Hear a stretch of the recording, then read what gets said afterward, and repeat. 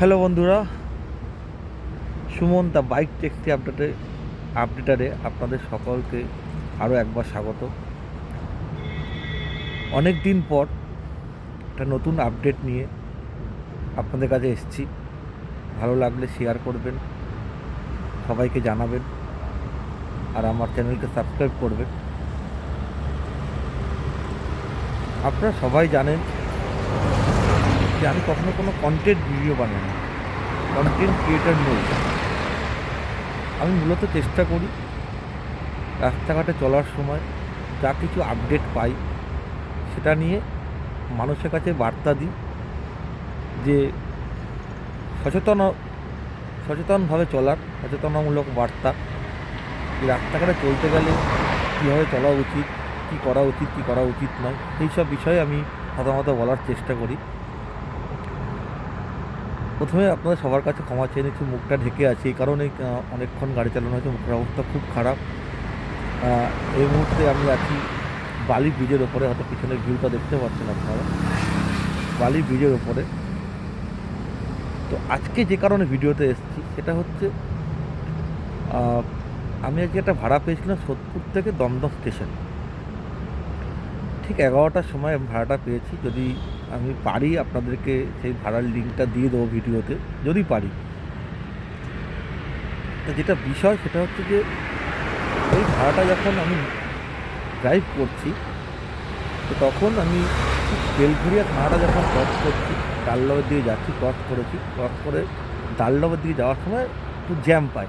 লরির জ্যাম ছিল, অনেকটাই জ্যাম ছিল, তো জ্যাম পাই। তা লরি দাঁড়িয়ে আছে, পাশে অনেক ছোটোখাটো গাড়ি দাঁড়িয়ে আছে, আমিও দাঁড়িয়ে আছি। তা আপনি দেখবেন যে ডালডাবে ঠিক ঢোকার আগে, ঠিক ডালডাবে যাওয়ার যে রুটটা, তার পাশে দেখবেন একটা ছোটো ফুটপাথ আছে।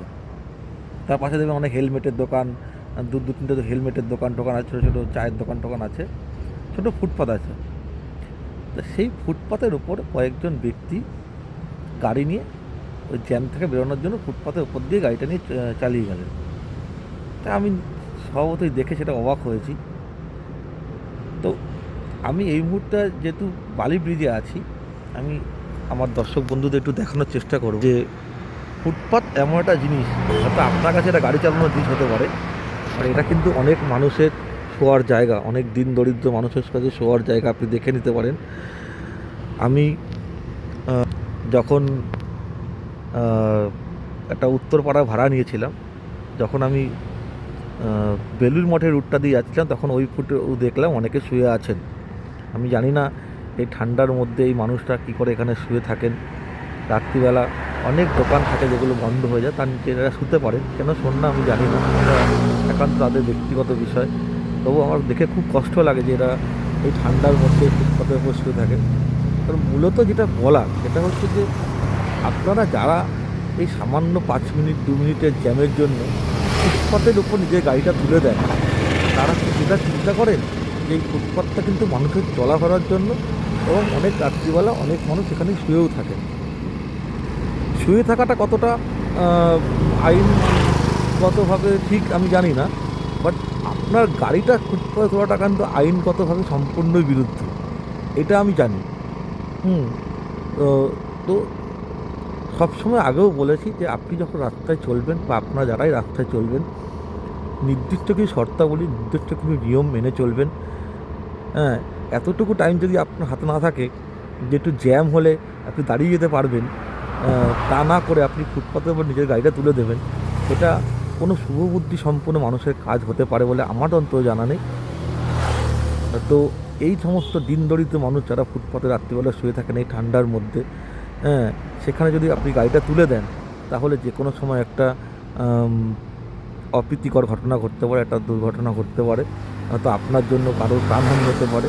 তো যারা এগুলো করছেন তারা এগুলো করবেন না। আমার দর্শক বন্ধুরা আমাকে বলতে পারে যে আপনি তখন সঙ্গে সঙ্গে ভিডিও কেন করেন না।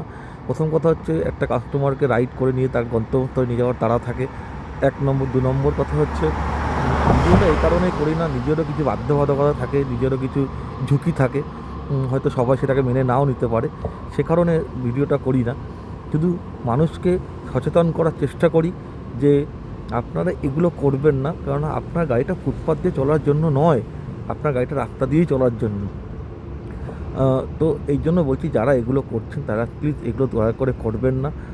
এতে আপনারও ক্ষতি হতে পারে, অপরেরও ক্ষতি হতে পারে। তো সে কারণে আগামী আমার এই ভিডিওগুলো দেখার পরে আগামী দিনে যখনই আপনি গাড়ি চালাবেন, তখনই আপনি এগুলো মাথায় রেখে চালাবেন যে আপনার গাড়িটা যেন কোনোভাবে ফুটপাথ বা না উঠে যায়, বা কখনো সিগন্যাল থাকাকালীন অবস্থায় গাড়িটা চালিয়ে না যান। আপনি হয়তো মনে করেন রাত্রিবেলা ফাঁকা আছে, কোনো ব্যাপার না, সেটা বিষয় না। বিষয়টা হচ্ছে আপনাকে নিয়ম বিরুদ্ধ কাজ করলে হবে না, আপনাকে নিয়ম মাফিক কাজ করতে হবে। তো এই ধরনের নতুন কিছু বলার জন্যই ভিডিওতে এসেছি। ততক্ষণ আপনারা ভালো থাকবেন, সুস্থ থাকবেন, এইটুকু বলে আজকে ভিডিওটা এখানেই শেষ করছি। Good night. দেখতে থাকুন আমার channel Suman the bike taxi updater. আমার এই ভিডিওটা ভালো লাগলে শেয়ার করবেন, সবাইকে জানাবেন। নেক্সট ভিডিওতে আবার দেখা হবে। Tata, good night.